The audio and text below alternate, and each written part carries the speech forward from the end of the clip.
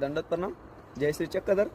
आपल्या या महान व पंथामध्ये श्री सर्वज्ञ चक्रस्वामी ह्या ठिकाणी आपले श्री क्षेत्र शिवाळा अवस्थान भडगाव खालची पेठ या नदी किनारी म्हणजे आपले गिरणाकाठी आमचे परम परमेश्वर अवतार सर्वज्ञ श्री चक्रस्वामी या म्हणजे सायंकाळच्या वेळेस या ठिकाणी आले होते.